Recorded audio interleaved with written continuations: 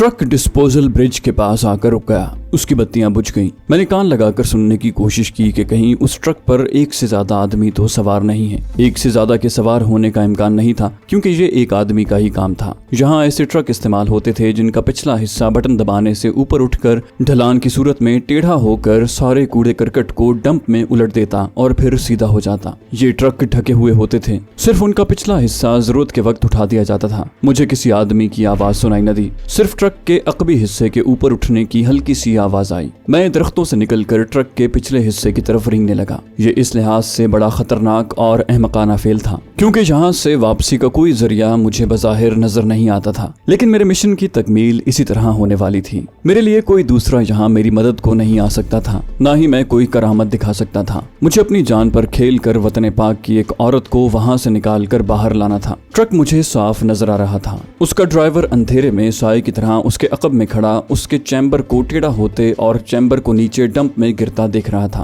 वो सिगरेट भी पी रहा था। अंधेरे में किसी वक्त उसके सिगरेट का सुर्ख नुक्ता दमक उठता। मैं दम साधे ढलान की घास पर पेट के बल पड़ा रहा। जब ट्रक ने सारा कूड़ा करकट डंप में उलट दिया तो ट्रक का चैम्बर आहिस्ता आहिस्ता सीधा होकर नीचे को बैठने लगा। यहूदी ड्राइवर ने सिगरेट का कश लगाकर उसे कूड़े करकट में फेंका और ट्रक की अगली सीट की तरफ चल दिया। मैं उसी लम्हे के इंतजार में था। जो ही वो नजरों से ओझल हुआ, मैं तेजी से उठा और ट्रक की तरफ झुका झुका हुआ तेज तेज चलता ट्रक के पीछे आकर उसकी दीवार से लटकती हुई जंजीर को पकड़ा और टांगे झुलाकर ट्रक के अंदर चला गया। अंदर जाते ही मैं ट्रक के आहनी फर्श पर बैठ गया। अब ट्रक का दरवाजा ऊपर से नीचे आकर आधा बंद हो गया। मैं सांप की तरह रेंग कर ट्रक के कोने में दुबक कर सिमट गया था। ट्रक का इंजन स्टार्ट हो चुका था और अब वो पीछे को खिसक रहा था। एक खास जगह पर आकर ट्रक ने गियर बदला और फिर जरा सा मोड़ काट कर जिधर से आया था हिचकोले खाता हुआ उधर को ही चल पड़ा। मैंने जेब में से पिस्तौल निकाल कर अंधेरे में उसे गौर से देखा। उसे कपड़ों के साथ थोड़ा सा रगड़ कर वापस जेब में रख लिया।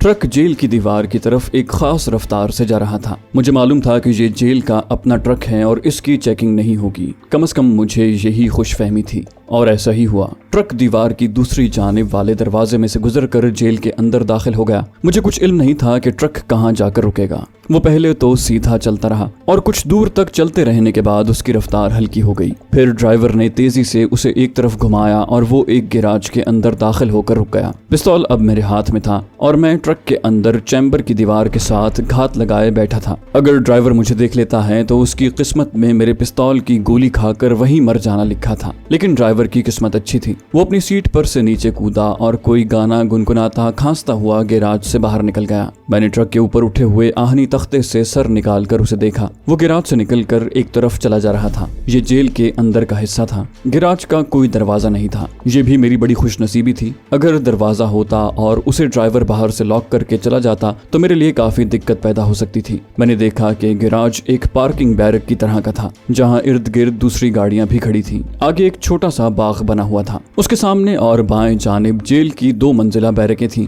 बाग के शुमाल की जानिब एक रविश थी जहां खंबे पर ट्यूबलाइट रोशन थी। उससे आगे फिर बैरकों का सिलसिला शुरू हो जाता था। जिस दरवाजे से मैं ट्रक के अंदर दाखिल हुआ था वो दाएं जानिब एक दीवार की ओट में था और मुझे नजर नहीं आ रहा था। हैरानी की बात थी कि बैरकों के बरामदे में कहीं कहीं अस्पतालों की तरह की धीमी धीमी रोशनी हो रही थी, मगर वहाँ कोई पहरेदार गश्त करता नजर नहीं आ रहा था। जो बैरक मेरी दाहिनी जानिब थी उस तरफ अंधेरा था। ये बैरक गैर आबाद लगती थी। मैं ट्रक में से नीचे कूदा और फिर गैराज की दूसरी तरफ गाड़ियों के सामने से झुककर गुजरते हुए अंधेरी बैरक पार करके बरामदे में आ गया। बरामदे के बैरक में कोई बत्ती रोशन नहीं थी। जहां उस बैरक का बरामदा खत्म होता था वहां दीवार की ओट नहीं पहुंच रही थी। थोड़े थोड़े फासले पर जहां कोठरियां बनी थी जिनके दरवाजे बंद थे। मैं दीवार के साथ लगकर आगे खिसकने लगा। मैं 3-4 कोठरियों के आगे से गुजरा। उनके दरवाजों पर ताले लगे थे। ये बैरक गैर आबाद थी। यहाँ कोई कैदी नहीं था। मैंने सोचा कि मुझे उस बैरक से गुजरकर दूसरी बैरक के बरामदे में जाकर खोज लगाना चाहिए कि उधर भी कैदी हैं कि नहीं। मैं बिल्कुल दीवार के साथ लगकर आगे खिसक रहा था। पिस्तौल वाला हाथ मैंने जेब में कर लिया था। मैं अंधेरे में था। अचानक मुझे किसी के कदमों की आवाज सुनाई थी। बरामदे में दूर तक कोई इंसान नहीं था। फिर ये कदमों की चाप कहां से आ रही थी? मैं वहीं दीवार के साथ लगकर बैठ गया और पिस्तौल बाहर निकाल लिया। असल में मुझसे 3 कोठरियां छोड़कर एक जगह से जीना नीचे जाता था। यह आदमी उस जगह से बाहर निकला और मेरी तरफ आने की बजाय बरामदे की दूसरी जानिब चलने लगा। वो वर्दी में था और मुझे उसकी कमर से लगे हुए चाबियों के गुच्छे की हल्की सी झनकार सुनाई थी। ये उसकी खुशनसीबी थी कि वो मेरी तरफ नहीं आया था, वरना वो मेरे खामोश जर्मन पिस्तौल की गोली का जरूर निशाना बन जाता। जब वो बरामदे वाली कोठरियों के आखिर में पहुंचकर नीचे जमीन पर कूद गया तो मैं उठकर आगे बढ़ा। 4 कोठरियों के बाद बाएं जानिब एक तंग सा जीना नीचे चला गया। यकीनन नीचे कोई तहखाना या तहखाने थे और नीचे मुसल्ला गार्ड का होना भी जरूरी था। मैं दीवार के साथ लगकर जीना नीचे उतरने लगा। 6-7 पथरीली सीढ़ियां थीं। आगे एक राहदारी बिल्कुल मेरे मुतवाजी होकर गुजर रही थी। मैंने सर दीवार की ओट से निकाल कर देखा। यहाँ भी ऊपर की तरह राहदारी में मुझे कोई पहरेदार दिखाई न दिया। मैं आहिस्ता से दबे पांव राहदारी में आकर दीवार के साथ लग गया। मेरे सामने वाली कोठरी पर भी ताला पड़ा हुआ था। जरा आगे चला तो एक कोठरी पर ताला नहीं था, उसका दरवाजा बंद था, मगर बाहर से कुंडी भी नहीं लगी थी। मैंने पाँव की मदद से दरवाजे का एक पट खोल दिया और उछल कर पीछे दीवार के साथ अंधेरे में पिस्तौल तान कर खड़ा हो गया। कोठरी में से कोई भी बाहर न निकला। मैं छलांग लगाकर कोठरी में घुस गया। कोठरी खाली पड़ी थी। फर्श पर कोने में सूखे हुए घास का ढेर लगा था। मैं कोठरी से बाहर निकलने लगा तो भारी कदमों की आवाज से राहदारी गूंज उठी। मैंने जल्दी से कोठरी का दरवाजा अंदर से खींचकर बंद कर लिया और दरवाजे के साथ कान लगाकर दम साधे खड़ा हो गया। भारी बूटों की आवाज ऊपर जाते जीने के पास आकर रुक गई। फिर किसी ने इब्रानी जबान में जरा ऊंची आवाज में कहा, आखिरी कोठरी बंद करके तुम भी बाहर आ जाना। फिर कोई जीना चढ़ता हुआ बाहर चला गया। अब मुझे उस दूसरे मुहाफिज का इंतजार था जिसे आखिरी कोठरी बंद करके वापस जाना था। चंद सानियों के बाद राहदारी के दूसरे किनारे से भारी बूटों की आवाज करीब आने लगी। ये आवाज भी जीने के पत्थरों पर से गुजरकर बाहर जाकर गायब हो गई। जब पूरी तरह खामोशी छा गई तो मैं आहिस्ता से दरवाजा खोलकर बाहर निकल आया। राहदारी में अब कोई नहीं था, मगर बाहर से किसी न किसी मुहाफिज के अचानक आ जाने का धड़का बराबर लगा था। मैंने देखा कि आगे चंद कोठरियों पर ताले पड़े थे। मैंने एक कोठरी के दरवाजे पर आहिस्ता से दस्तक दी। अंदर अगर कोई होगा तो जरूर आवाज देगा और मुझे पता चल जाएगा कि अंदर कोई मर्द है या औरत। पहली 2 कोठरियों में से कोई न बोला। तीसरी कोठरी के दरवाजे पर आहिस्ता से उंगली मारी तो अंदर से गम में डूबी हुई किसी मर्द की आवाज आई, अब क्यों परेशान करने आए हो। मैं खामोशी से आगे गुजर गया और चौथे दरवाजे पर दस्तक दी। किसी ने अंदर से शाइस्ता मगर कमजोर आवाज में कहा, प्लीज मुझे आराम करने दो। 5वीं कोठरी के दरवाजे की दूसरी जानिब से भी किसी मर्द की आवाज थी। उसने गुस्से से मुझे दफा हो जाने का हुक्म दिया। आगे सिर्फ एक कोठरी थी, उस पर दस्तक दी तो कोई जवाब न आया। दूसरी बार दस्तक दी तो पहले वाली कोठरी से वही गुस्सीला कैदी बोला, वहाँ किसे आवाज दे रहे हो, तुम्हें मालूम नहीं कि वहाँ कोई नहीं, दफा हो जाओ। ये सारे सियासी कैदी ही हो सकते थे, इनमें सोनिया कहीं नहीं थी। मैं दबे पांव चलता हुआ जीने पर आया, फिर सीढ़ियां तय करते हुए बाहर बरामदे में आकर दोनों जानिब गौर से देखने लगा। बरामदा खाली था। एक मुहाफिज गश्त लगाता हुआ बाएं जानिब वाली रविश पर नमूदार हुआ। मैं जल्दी से पीछे हट गया।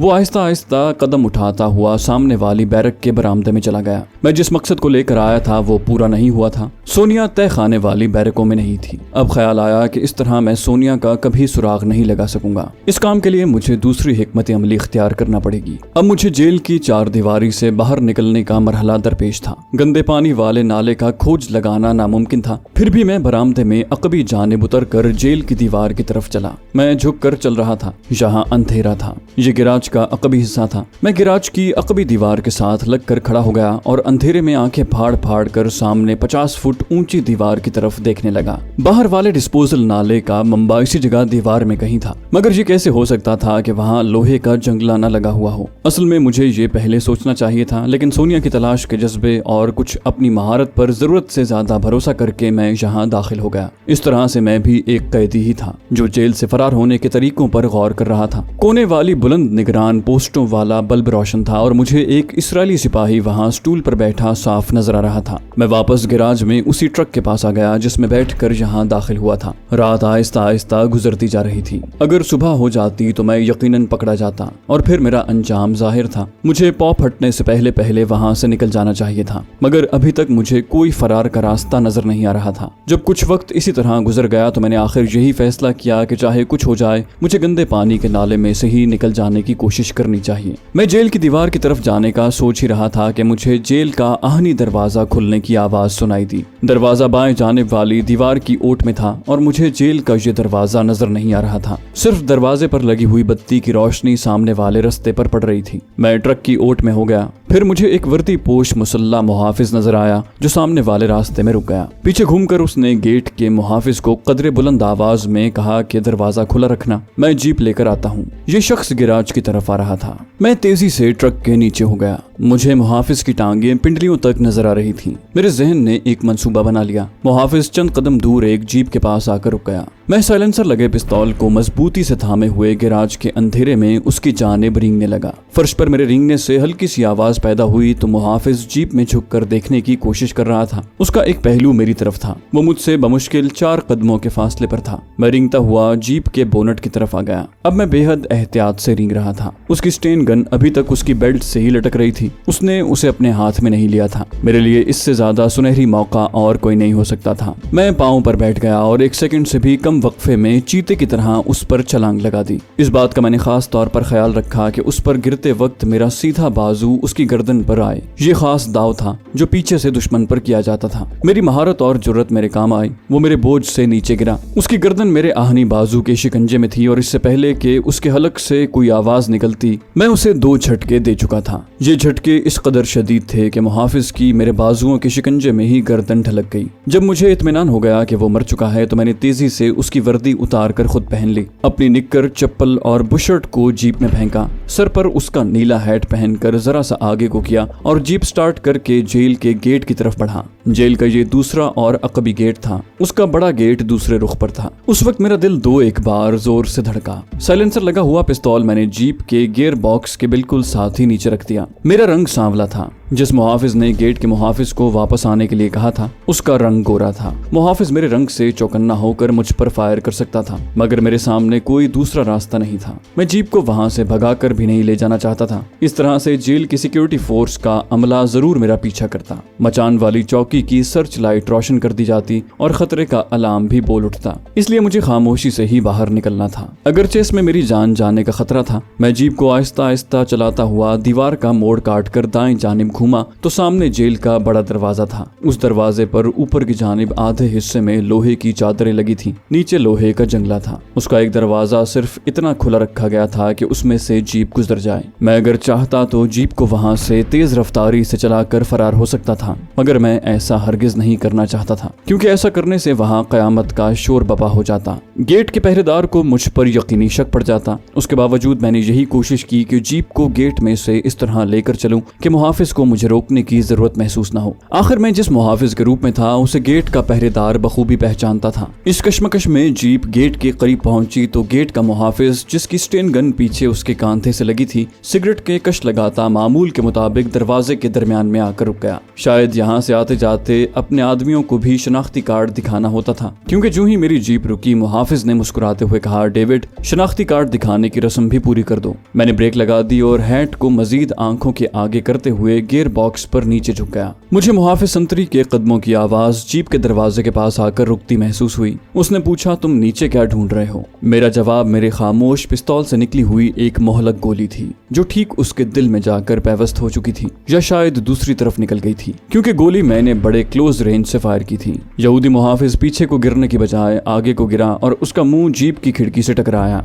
और पीछे एक तरफ को लुढ़क गया। मैं उसे हाथ नहीं लगाना चाहता था। मैंने पहले वाले मुहाफिज की गर्दन पर हाथ नहीं लगाया था, सिर्फ बाजू की मदद से उसकी गर्दन तोड़ डाली थी। मेरी उंगलियों के निशान लिए जा सकते थे। इस बात का एहतमाम मैंने जेल की 4 दीवारी में दाखिल होते वक्त ही शुरू कर दिया था। दरवाजों को मैंने पांव की ठोकर से खोला और बंद किया। कोठरियों के दरवाजों पर भी उंगली को उल्टा करके दस्तक दी। मैं जीप को बड़े सुकून से निकाल कर गेट से बाहर ले गया। वहाँ के रात के मुहाफिज के सिवा दूसरा कोई मुहाफिज नहीं था। दीवार वाली चेक पोस्ट वहाँ से 60-70 गज के फासले पर थी और पोस्ट में मौजूद संतरी की निगाह गेट पर मुश्किल से ही पड़ सकती थी। इलावा अजीम मुझे एहसास हुआ कि ये सारी कार्रवाई मामूल के मुताबिक थी। शायद ये मुहाफिज जीप लेकर रोजाना आधी रात के बाद किसी तरफ गश्त पर निकलता होगा। मैं जीप को ज्यादा दूर नहीं ले जाना चाहता था। जेल की 4 दीवारी से थोड़े फासले पर जेल की पट्टी शुरू हो जाती थी। मैंने जीप को वहाँ अंधेरे में रोक दिया। अपनी चप्पल, बुशर्ट और निक्कर उठाकर बगल में दबाई और मुहाफिज ही की वर्दी में जीप से निकलकर जंगल के अंधेरे में घुस गया।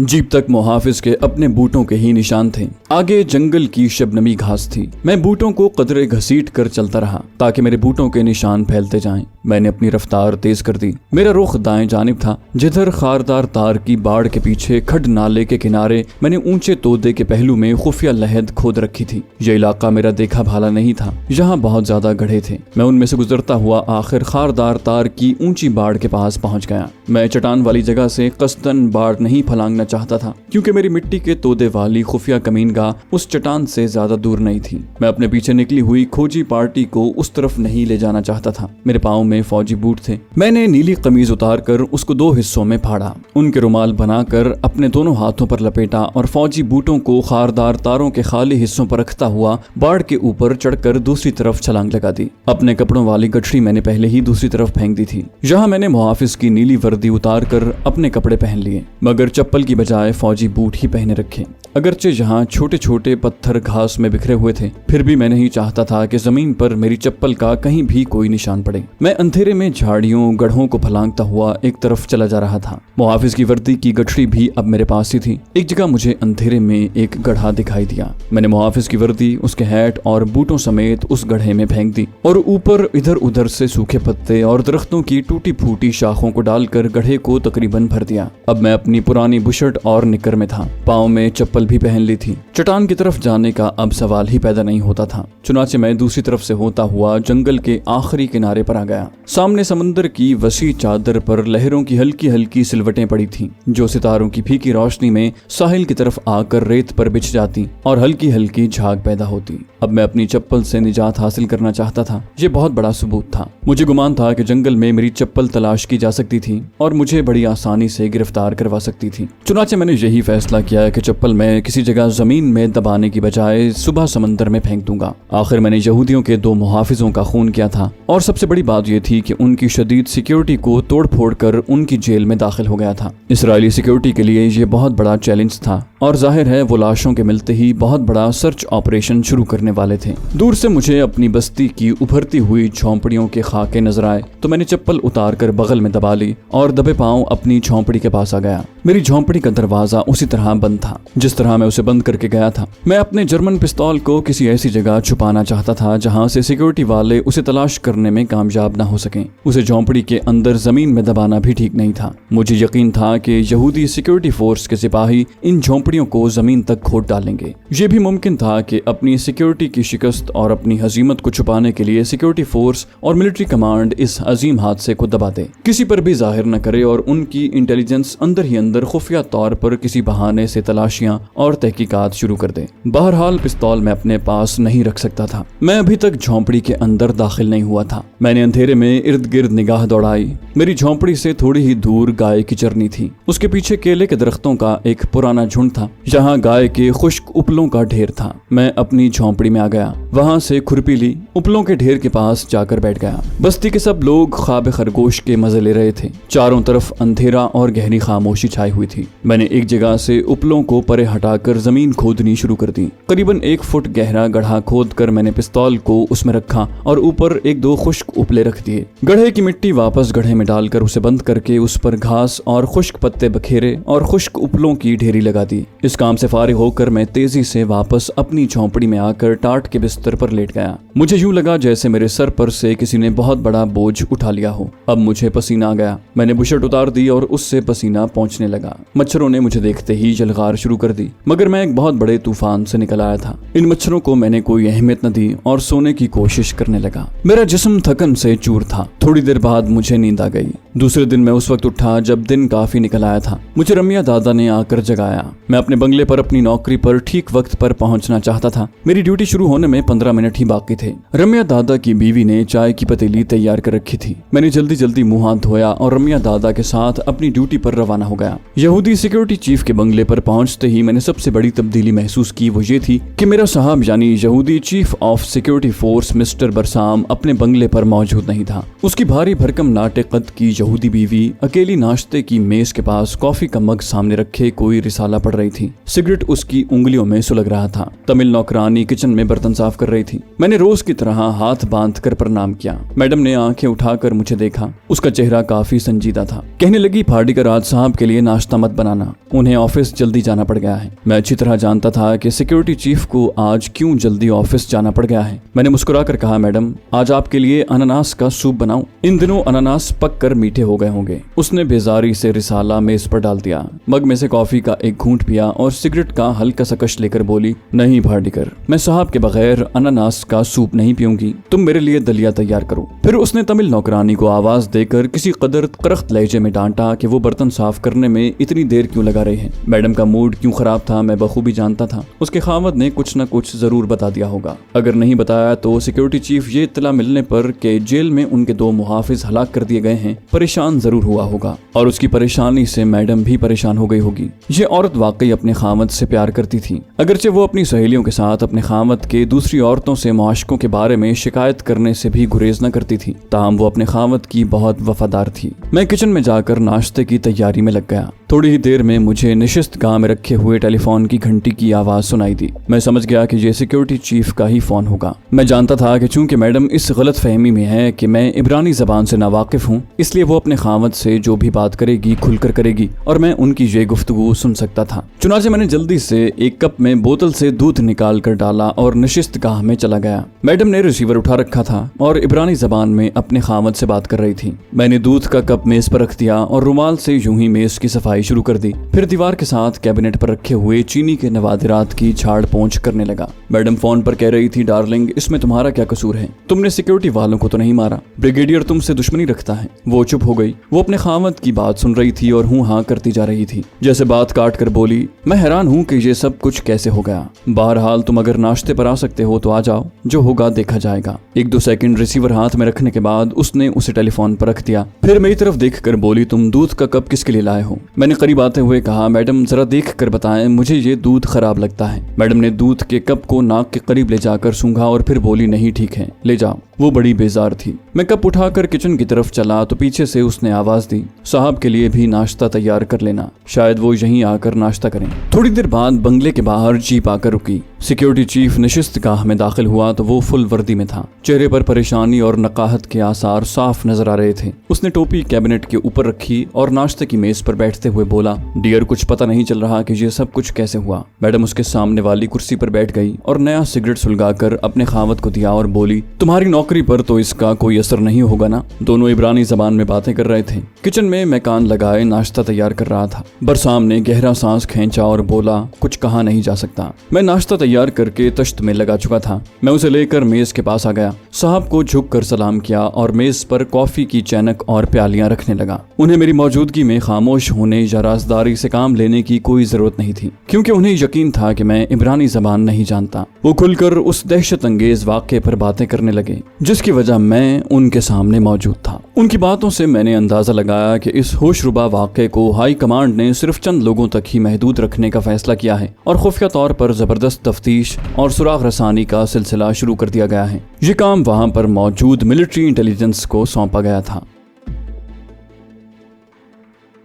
तो दोस्तों, ये थी हमारी आज की एपिसोड। उम्मीद करते हैं आपको हमारी कहानी पसंद आई होगी। जाने से पहले इस वीडियो को लाइक कीजिए और शेयर करना मत भूलिए। कमेंट करके हमें बताइए कि आपको हमारी वीडियो कैसी लगी, और अगर अभी तक आपने इस चैनल को सब्सक्राइब नहीं किया तो इसे सब्सक्राइब कीजिए और बेल आइकन दबाकर ऑल नोटिफिकेशंस ऑन कर लीजिए।